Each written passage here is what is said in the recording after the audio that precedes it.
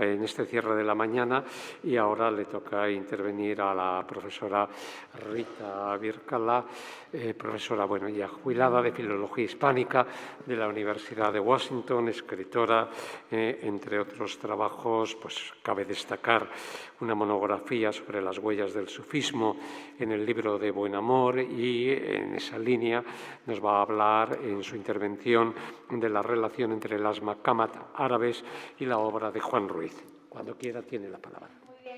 Gracias a los organizadores por haber armado este evento tan interesante, y gracias al profesor Snow por su amistad, por su apoyo y por ese magnífico prólogo que escribió para un libro mío. Yo no tengo un PowerPoint, pero estoy aquí en pie porque, bueno, primero porque soy un poquito baja, y segundo porque el tema que me ocupa es de las maqamat, y maqamat es en árabe el plural de maqama, y maqama significa aquel que está en pie para hablar en una asamblea. Así que aquí estamos en una maqama. La investigadora Rosa Lida de Malkiel ya había encontrado un paralelo entre el libro del arcipreste y una maqamat que es el libro de las delicias de Ibn Masarra. Ella se basó en dos aspectos muy importantes y muy ciertos. Uno es que los dos libros tienen una estructura episódica, ¿sí? Son núcleos. Y el otro es el hecho de que el narrador es un personaje inventado, o sea, son falsas autobiografías. Y es totalmente correcto, porque en ambos casos ¿sí? son yo inventados. Bien, en mi estudio del libro de Buen Amor, yo encontré que había cierto parentesco con las maqamat árabes y no con las hebreo-hispanas, como es el libro de las delicias. Encontré algo más, digamos, de peso dentro de las maqamat árabes.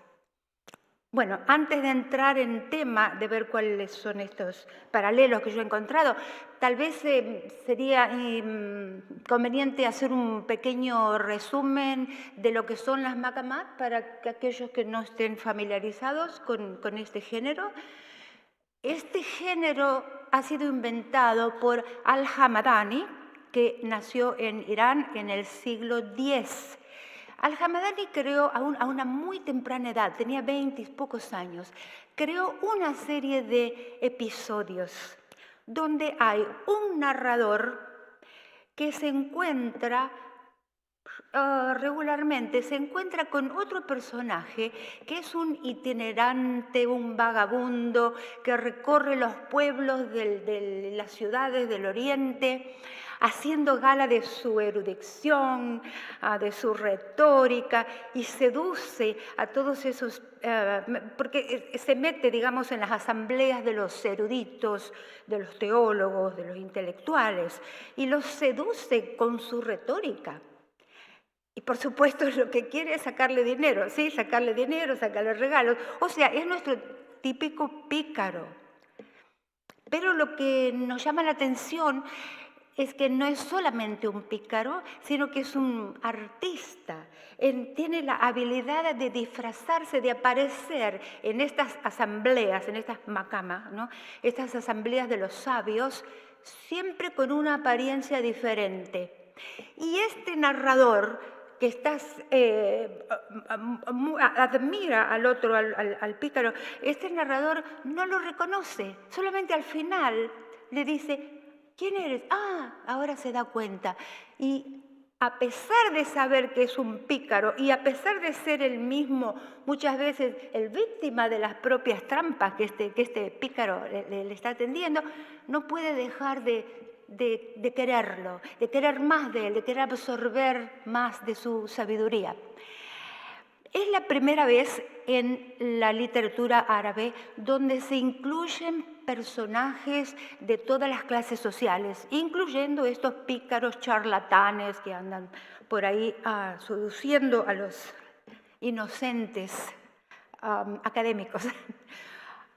En el siglo siguiente, en el siglo XI, tenemos a Al-Hariri, que es un comerciante de sedas de Basra, y Al-Hariri toma la misma estructura, él imita, digamos, la estructura de lo que son las maqamat, pero inventa sus propias aventuras, por supuesto.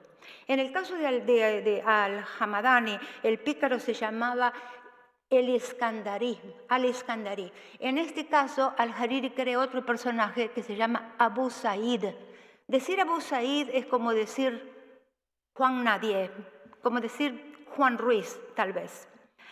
Y bueno, pasa exactamente lo mismo. Hay una atracción hacia ese personaje y hay un deseo, y al final el pícaro no satisface su deseo de seguir conversando, le da las espaldas, se va pronto.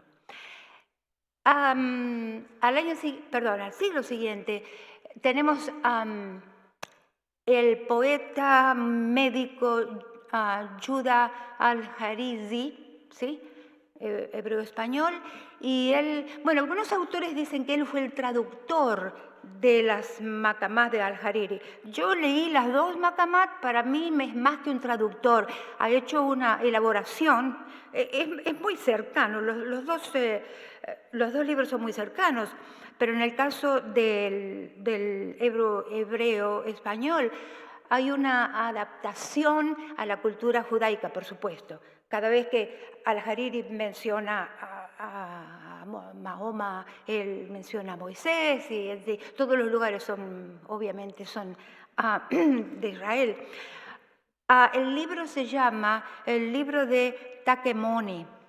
Y se dice que este libro de Takemoni fue el que influenció al libro de las delicias.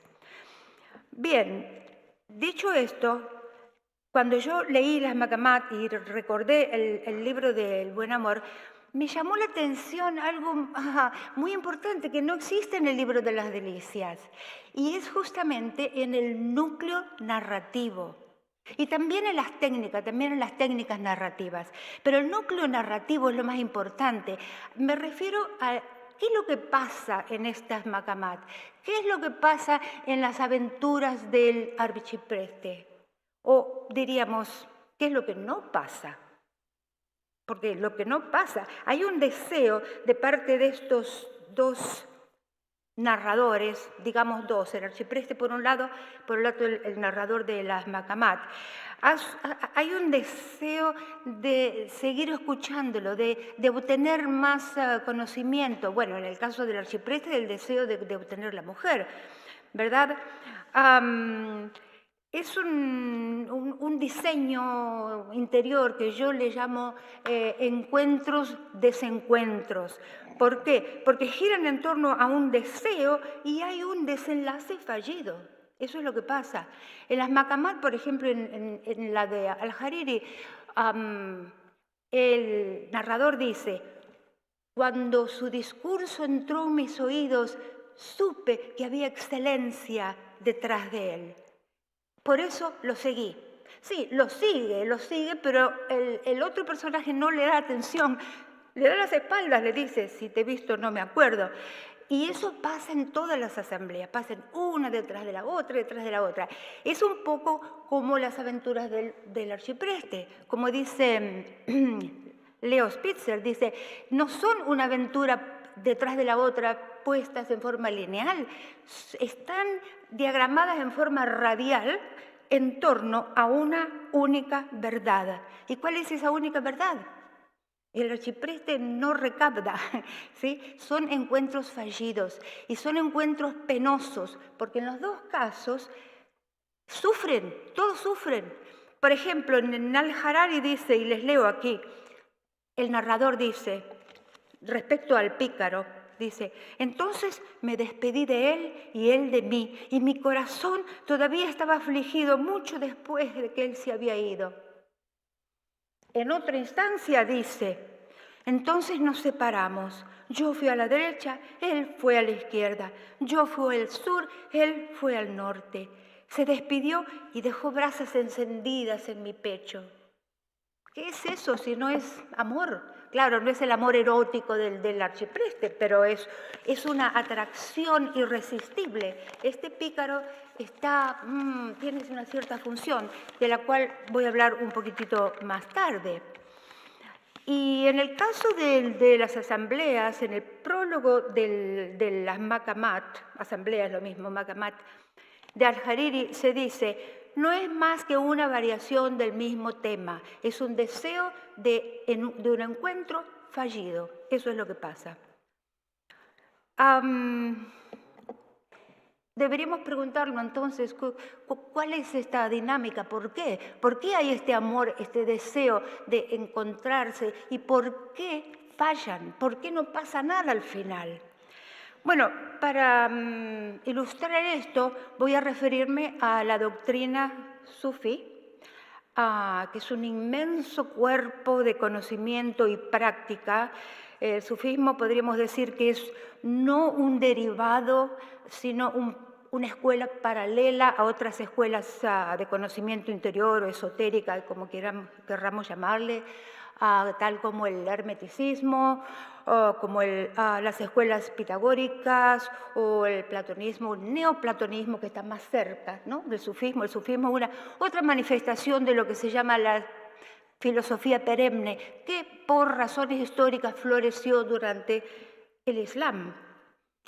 En el sufismo existe una figura retórica que es la representación de la verdad, que es en general la figura femenina, es la mujer. Pensemos, por ejemplo, en los poemas de Ibn el-Arabi, del sufí de Murcia, que habla a la mujer, al amor, y es una metáfora.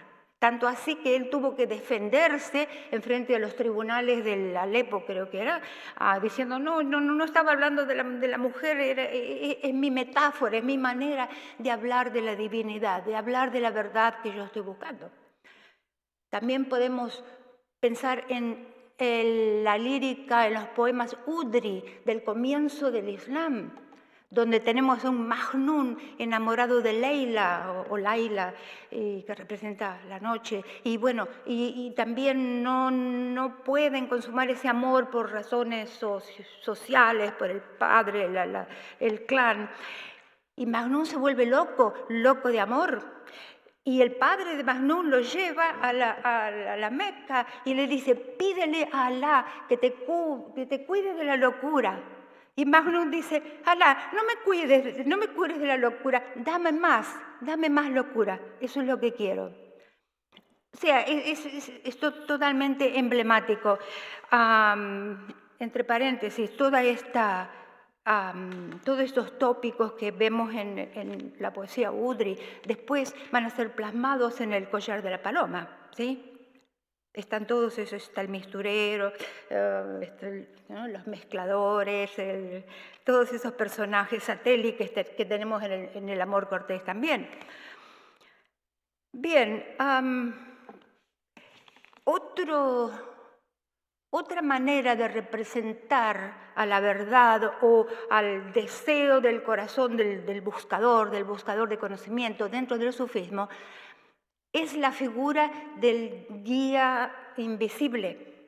En el caso del sufismo se llama Qidr. Qidr es ese guía invisible que tiene un manto verde iridiscente y encima otro manto. Entonces el buscador de conocimiento lo ve, a veces ve el reflejo y quiere agarrarlo, porque si lo agarra se supone que va a conseguir algún conocimiento. Es un poco paralelo al judío errante, a Elías de la Biblia. En mi lectura de las Maqamat, y en de otras personas también, este pícaro, que erróneamente ha sido calificado como un esquizofrénico, escuché decir eso, un inadaptado social que se quiere meter en las asambleas de los eruditos, no es nada de eso. Es un maestro disfrazado, como la verdad que se disfraza. Y este diseño de un amor sin éxito no es accidental. Bueno, podemos preguntarnos por qué falla el arcipreste en todos sus encuentros. ¿Por qué se lamentan? Yo propongo que podemos pensar en que las aventuras del arcipreste son el resultado de un deseo del buscador de conocimiento. Y como no lo podía decir directamente, lo puso en la figura femenina, por eso que nunca la puede alcanzar. Bueno, no quiere decir que sea imposible. Lo que están diciendo estos buscadores, digamos, o estos narradores en este caso, prácticamente son 3 cosas. Bueno, más de 3, pero por el tiempo que tenemos aquí voy a mencionar 3. Una, que es la característica elusiva del objeto del deseo, ¿no? Del que busca el conocimiento. Es una característica elusiva, es difícil de agarrar, es difícil de conservar. Por ejemplo, en una de las Maqamat se dice, porque al final de cada encuentro, este narrador no se da cuenta que está hablando con la misma persona, con el mismo Al-Iskandarí o con el mismo Abu Said, y al final va y le pregunta, ¿quién eres? ¿Quién eres?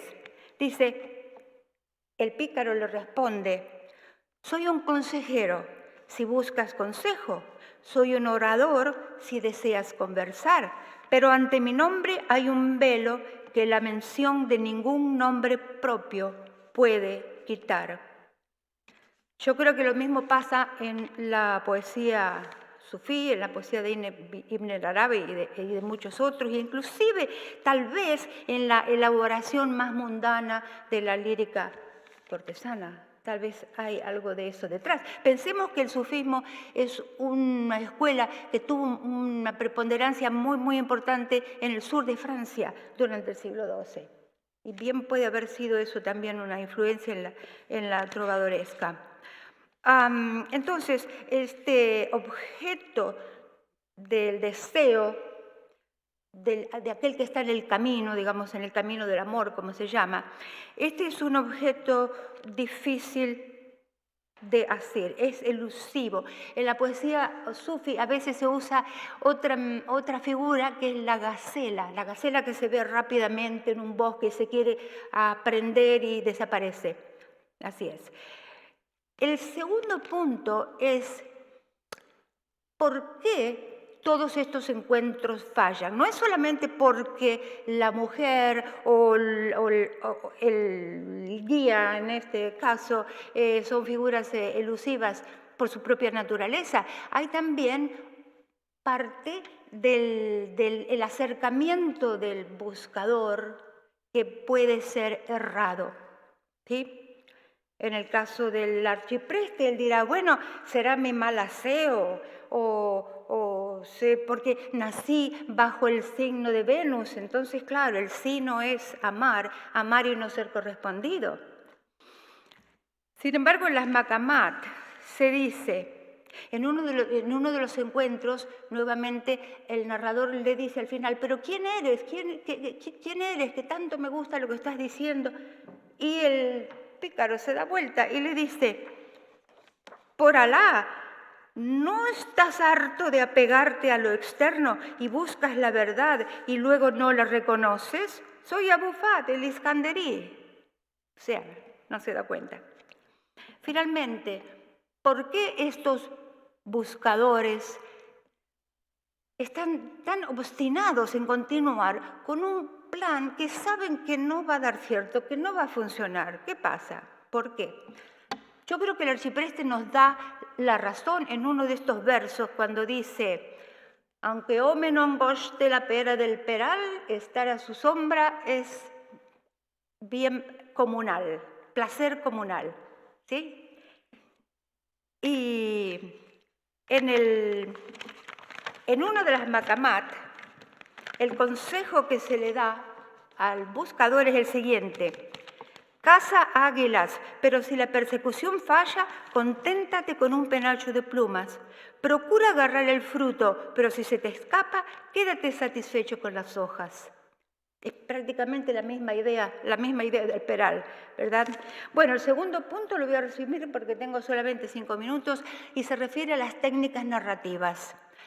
Tanto en el libro del archipreste como en las makamat árabes hay una enorme cantidad de diferentes técnicas, ya sea en la métrica, en la mezcla de la prosa y la poesía, en el uso de fábulas, de cuentos, de todo tipo de géneros literarios.